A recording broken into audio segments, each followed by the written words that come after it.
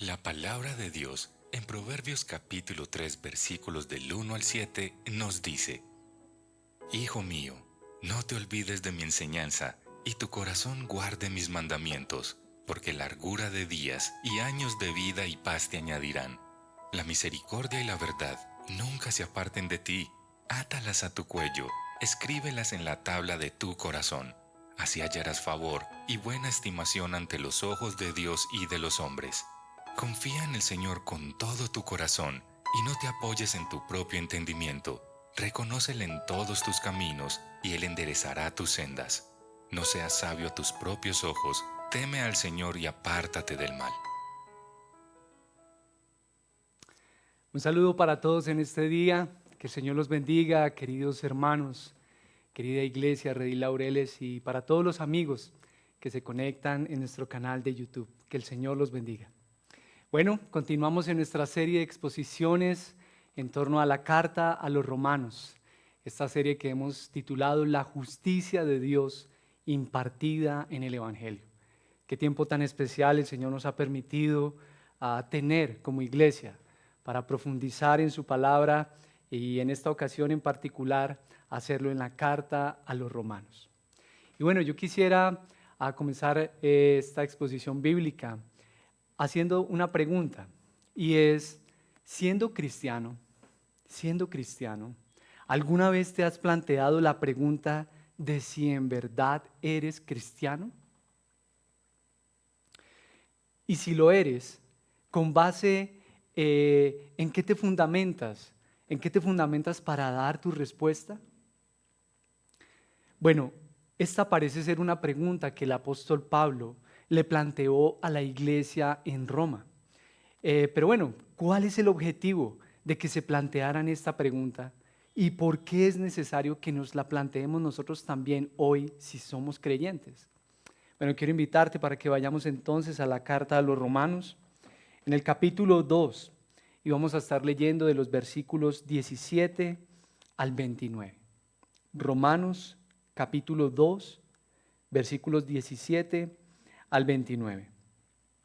Y dice así la palabra del Señor: Pero si tú, que llevas el nombre de judío y te apoyas en la ley, que te glorías en Dios y conoces su voluntad, que apruebas las cosas que son esenciales, siendo instruido por la ley, y te confías en que eres guía de los ciegos, luz de los que están en tinieblas, instructor de los necios, maestro de los faltos de madurez, que tienes en la ley la expresión misma del conocimiento y de la verdad.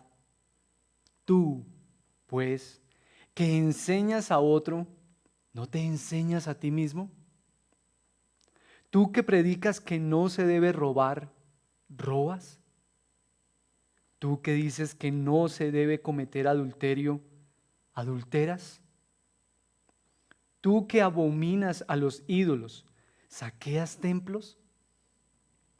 Tú que te jactas de la ley, violando la ley, ¿deshonras a Dios? Porque tal como está escrito, el nombre de Dios es blasfemado entre los gentiles por causa de ustedes. Pues ciertamente la circuncisión es de valor si tú practicas la ley, pero si eres transgresor de la ley, tu circuncisión se ha vuelto incircuncisión.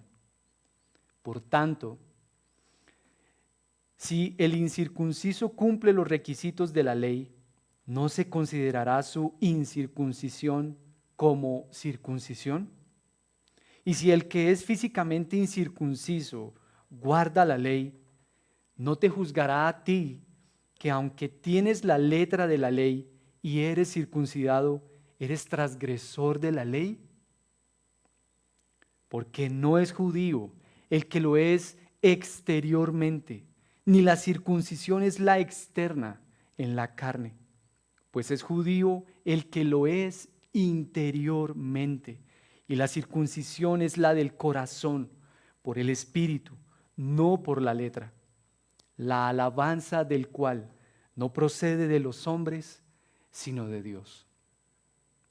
Amén. Qué belleza la palabra del Señor. Qué belleza la palabra del Señor. Y quiero invitarte para que abordemos esta enseñanza en dos puntos, El primero de ellos es un autoexamen, un autoexamen. Y esto es lo que vemos en los versículos 17 al 24.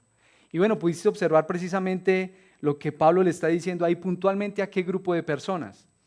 Recordamos que en la iglesia en Roma principalmente habían judíos y gentiles.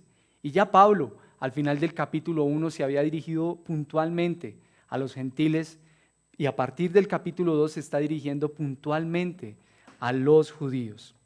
Y mira esa serie de preguntas, esa serie de cosas que Pablo les está animando a ver, ¿no? A los judíos, tú que llevas el nombre de judío, algunas cosas en las que se apoyaban los judíos, es lo que precisamente vemos en esta primera sección, el nombre de judío. Bueno, el nombre de judío era algo importante, tenía que ver con su nacionalidad, con su religión. Pero también Pablo le dice a los judíos, te apoyas o descansas en la ley. Es decir, los judíos se sentían orgullosos de tener la ley de Moisés. La conocían muy bien, eran poseedores de ella. Pero le dice también, tú te glorías en Dios. Es decir, se sentían orgullosos de su relación con Dios. Pero a la vez también les dice, conoce su voluntad y apruebas las cosas que son esenciales. Es decir, ellos sabían distinguir entre lo que sería bueno y lo que sería malo. Tenían la capacidad de tomar buenas decisiones, pero a la vez también tenían la capacidad de ver las decisiones erróneas o equivocadas que otros tomaban. Les dice también a los judíos, tú eres instruido por la ley. Es decir, ellos tenían los detalles de la ley, la distinguían muy bien. Pero también ellos tenían un exceso de confianza en sí mismos. Observémoslo ahí precisamente en el versículo 19, dice, y te confías. ¿Te confías en qué? En que eres guía de los ciegos, luz de los que están en tinieblas, instructor de los necios, maestro de los faltos de madurez. Ellos tenían un exceso de confianza en sí mismos, se creían que eran mejor que los demás. Y de repente levanta una pregunta que parece ser el trampolín para llegar al punto de esta primera parte. Y les dice a los judíos entonces, tú pues, que enseñas a otro, ¿no te enseñas a ti mismo? Y de allí se desprenden 4 enunciados, ¿no? Tú que dices que no se debe robar, robas. Tú que dices que no se debe adulterar, adulteras. Que no se deben saquear templos y violas la ley deshonrando a Dios. Ahora debemos recordar que el contenido de la ley en sí mismo no era malo. No, de ninguna manera, claro que no. Antes bien, la ley del Señor expresa su belleza, la belleza del Señor. El contenido de la ley no era malo en sí mismo, sino que más bien expresa es eso, su santidad, su carácter santo, expresa lo que Él es.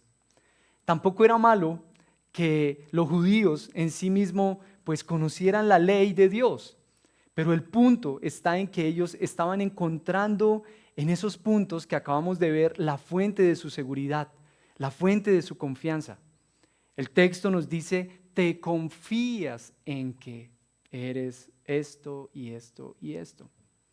Su exceso de confianza, el foco de su confianza estaba reposando era en su nombre. Somos judíos. En su conocimiento, nosotros tenemos la ley de Dios. En su relación con Dios, en lo que sabían que era bueno o malo y en lo que eran ellos con relación a otros. Nosotros sí sabemos lo que es tomar buenas decisiones, otras personas no. En que eran guía de ciegos, luz de los que estaban en tinieblas, etcétera, etcétera. Y hermanos, muchas veces, sin darnos cuenta, nosotros como cristianos podemos caer en este mismo error. Un exceso de confianza en nosotros mismos. Y quisiera animarte a que pienses en la siguiente pregunta. ¿Cuáles son aquellas cosas que son la fuente de tu seguridad y de tu confianza delante de Dios? ¿En qué te estás apoyando? ¿En qué estás poniendo tu confianza delante de Dios? Bueno, y precisamente la lista que acabamos de ver de los judíos nos puede ayudar para responder esa pregunta. Observamos que se habla de el nombre, ¿no? Tú que llevas el nombre de judíos. Y lo primero es eso, un nombre. Tal vez un nombre, tal vez que tienen un nombre muy específico como cristiano. Tal vez tu confianza es que tienes el nombre de yo soy reformado. O tal vez de alguna denominación en particular. Yo pertenezco a X o a Y denominación. O mi confianza está en que soy un bautista, un nombre. O tal vez en que conoces la ley, que era lo que le estaba diciendo Pablo a los judíos. Tal vez tu confianza está en que conoces la escritura. Tal vez tú dices, uy, yo me sé los libros de la Biblia muy bien. Conozco mucho algunos textos de la escritura. Los sé casi de memoria algunos pasajes. Y esa es tu confianza, que conoces mucho de la escritura. Cuando miras las decisiones de algunas personas y de repente te dices para ti mismo, uy, pero ¿cómo fue que tomó esa decisión? Lo correcto debería haber sido que tomara tal decisión. Y finalmente, hermano, ¿qué tanto estás confiando en ti mismo? Que podrías percibirte a ti mismo como guía de los ciegos, luz de los que están en oscuridad. Cuando miras a otros a tu alrededor y a sí mismo piensas, para ti mismo piensas, si supieran lo que yo conozco. Es decir, que a ti mismo te podrías percibir como una solución para los problemas de otros. Si esa persona tan solo me consultara, si me pidiera un consejo, si me hiciera caso a lo que yo le digo, debería haber seguido mi consejo. Hermanos, esto lo que hace es revelarnos el peligro de estar poniendo la confianza donde no se debe. El peligro de estar poniendo nuestra confianza ante Dios en lugares donde no debemos. Como aquella propaganda, ¿no? Aquella famosa propaganda. Su dinero puede estar en el lugar equivocado. Nuestra confianza puede estar en el lugar equivocado. Y todo esto nos lleva a plantearnos la pregunta si estamos enseñando pues cosas que nosotros mismos no practicamos, que es lo que Pablo también les está diciendo a ellos, ¿no? Tú que enseñas a otro, ¿no te enseñas a ti mismo? Es decir, hermanos, ¿qué de lo que dices y enseñas a otros acerca del Evangelio te lo has dejado de decir y de enseñar y de recordar a ti mismo? Sería bueno que te plantees esa pregunta. ¿Qué de eso que tú sabes del Evangelio y que incluso pudieses enseñar a otros, te lo has dejado de enseñar a ti mismo, de recordar para ti mismo? Cuando lees la palabra del Señor, ¿qué tanto le preguntas a ella misma, bueno, qué me está mostrando el Señor de mi propio pecado? ¿Cómo X o Y texto en el que podamos estar meditando, leyendo, me está mostrando mi propio pecado?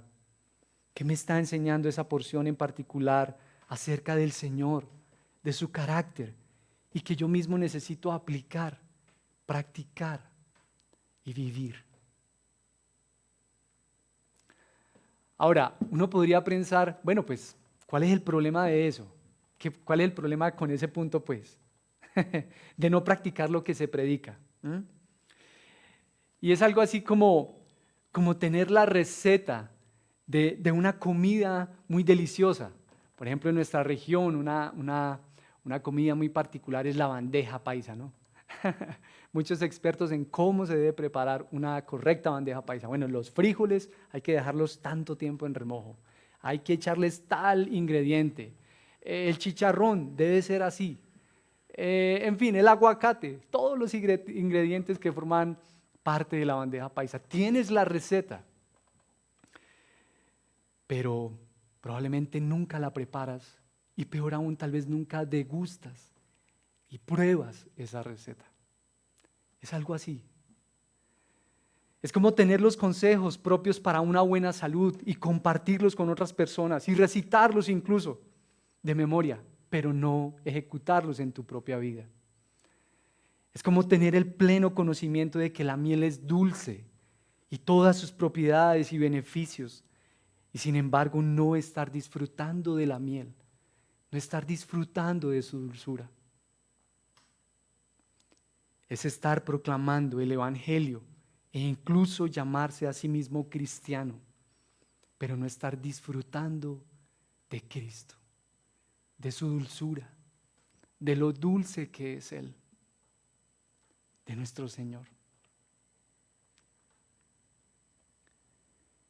Así que, hermanos, es permitirle al Señor que esas enseñanzas, eso que hemos escuchado del Evangelio, no se quede solamente en los oídos o en la boca, en el sentido de solamente decirlo, o en el intelecto, simplemente como conocimientos, sino que esas enseñanzas propias del Evangelio bajen al corazón, que se hagan vívidas y reales en nuestra vida. Hermanos, no queremos simplemente ser oidores de la palabra, no queremos simplemente leer la palabra, no queremos simplemente cantar la palabra, queremos también vivir la palabra. Que nuestra conducta, que toda nuestra vida esté traspasada por el Evangelio de nuestro Señor Jesucristo.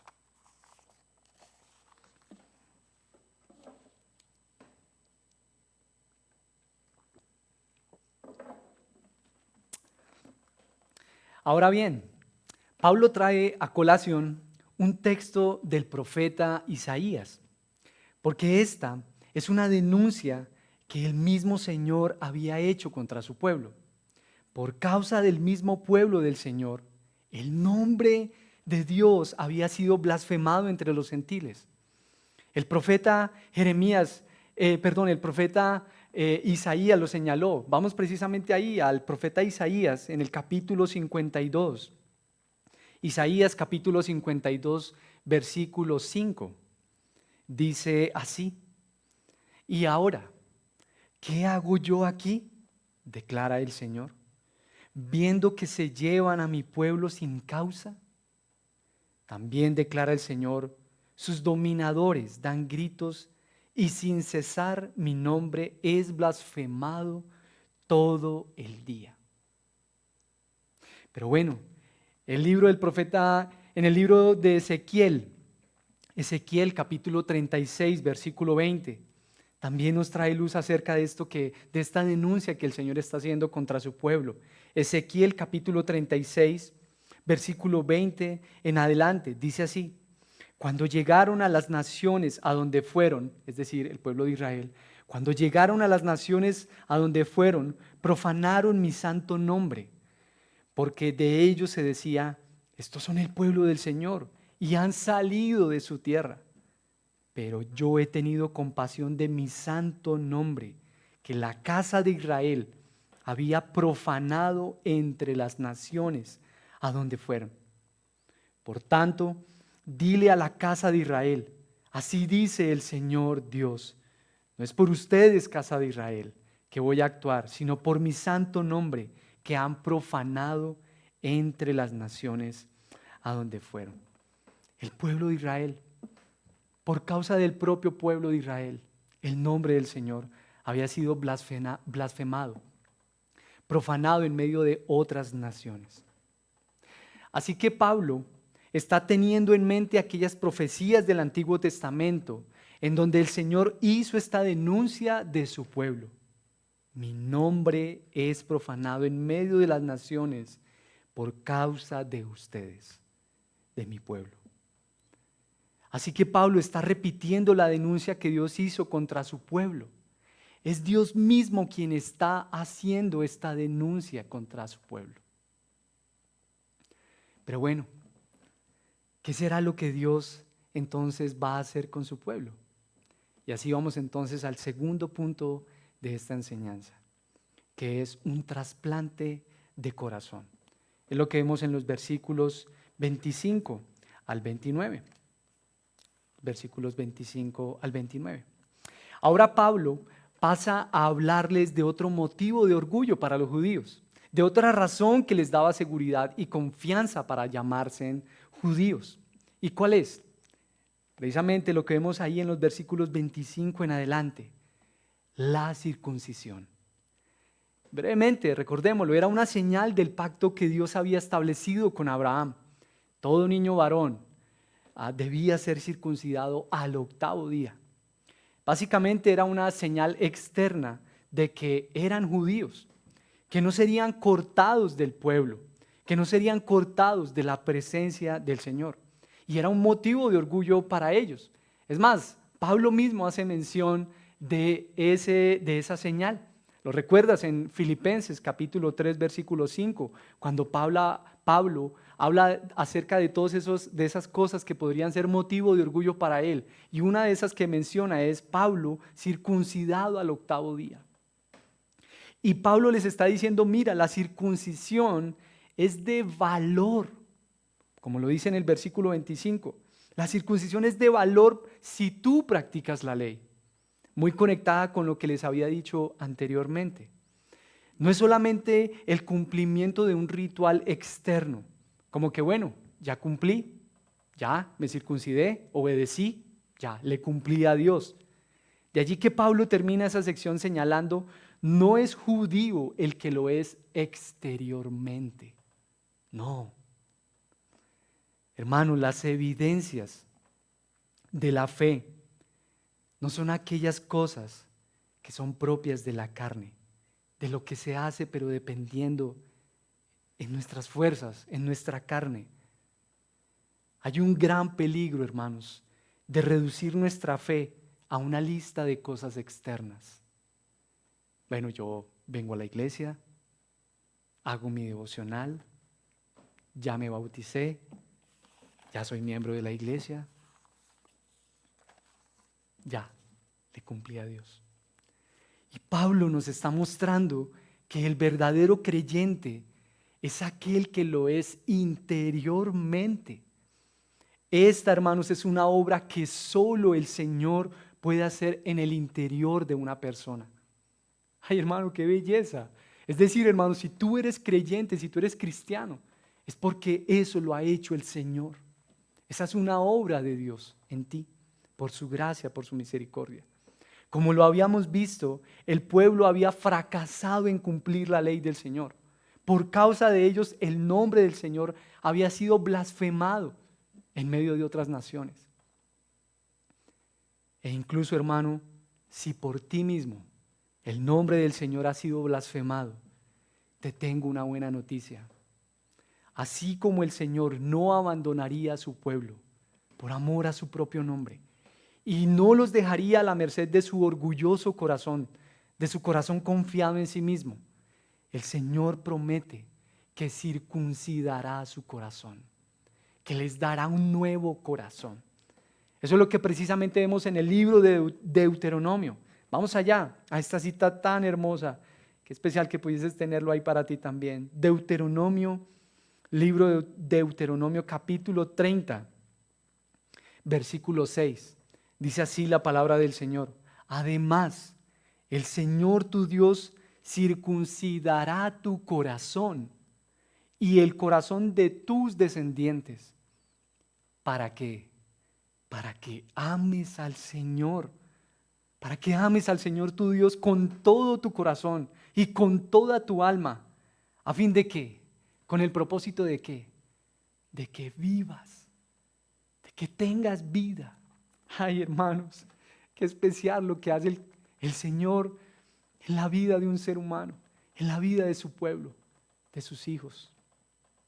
Pero también esto es lo que vemos en el libro de Ezequiel, en el capítulo 36. Unas líneas ahí después de lo que ya habíamos leído. Ezequiel capítulo 36, de los versículos 25 en adelante, leámoslo desde el versículo 25. Dice así: entonces los rociaré con agua limpia y quedarán limpios de todas sus inmundicias y de todos sus ídolos los limpiaré. Además les daré un corazón nuevo y pondré un espíritu nuevo dentro de ustedes.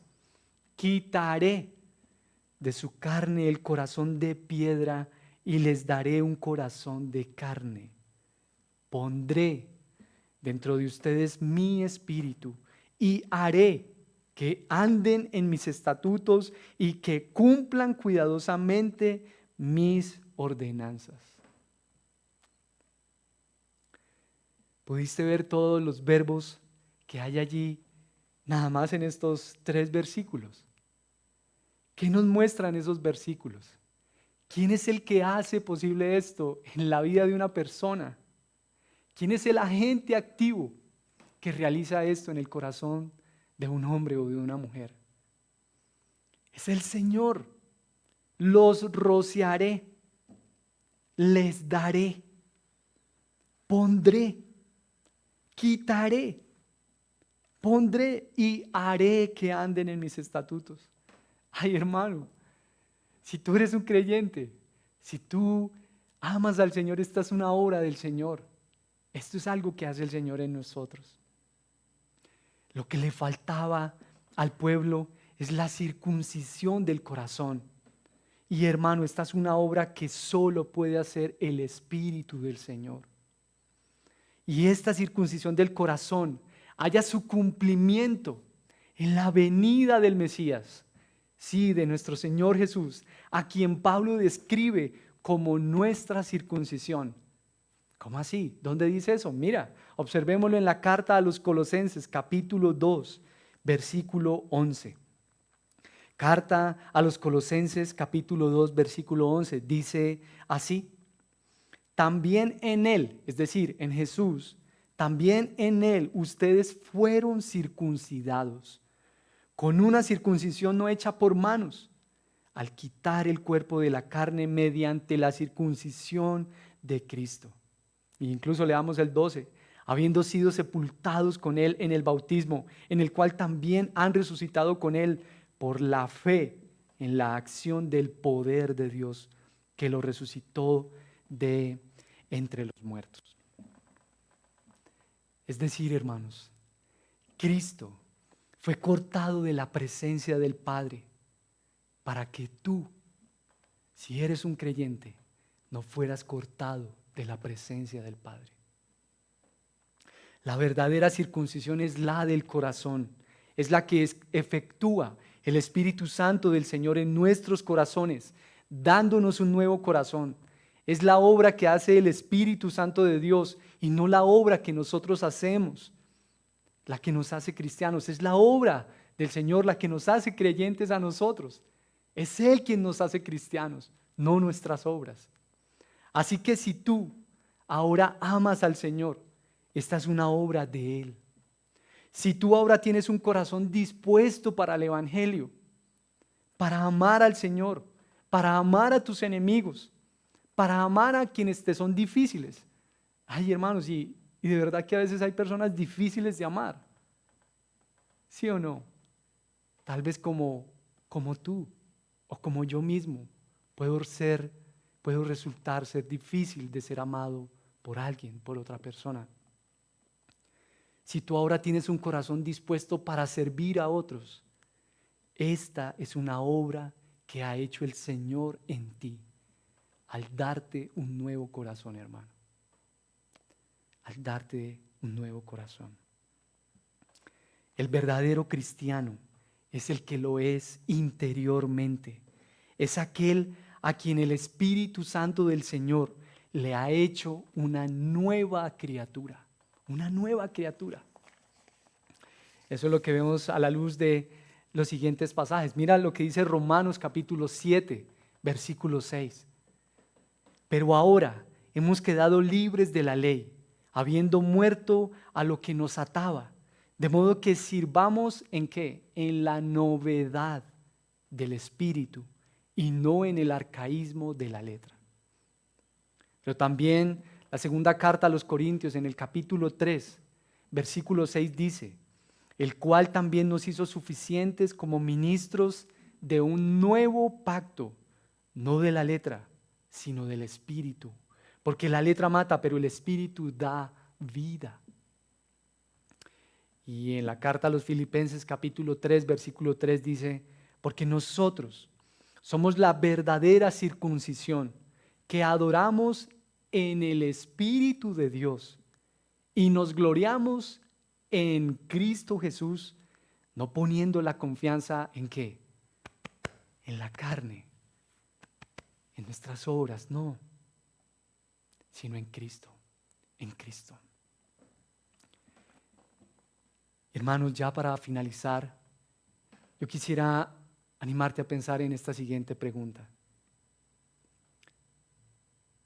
¿Quién es la fuente de tu confianza delante de Dios? Delante de Dios, ¿cómo es que tú te hallas seguro y en paz y puedes estar con confianza delante de Él? Porque yo quisiera recordarte en esta mañana, en este día, que cualquier cosa que sea tu confianza, por muy buena que parezca, tal vez tu buen comportamiento, tal vez eres una persona muy querida, muy especial, tal vez te miras a ti mismo y hallas que tu confianza de pronto son los muchos años que llevas en el Evangelio o los buenos libros de doctrina cristiana que lees. Pero mira, hermano, cualquier cosa en la que tú estés poniendo tu confianza que no sea Cristo debe ser considerado como un no Cristo o como un anticristo, por muy bueno que eso parezca, tu buen comportamiento, los muchos años que lleves en el Evangelio. Ay, no, hermano, nada de eso puede ser tu confianza, sino solo Cristo, tu Señor, tu Salvador, nuestro Señor.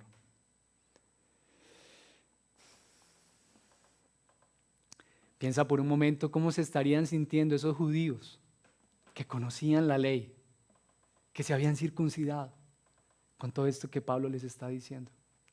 El verdadero judío lo es en su interior. La verdadera circuncisión es la que efectúa el Espíritu Santo de Dios. Tal vez se podrían sentir desilusionados, frustrados, devastados.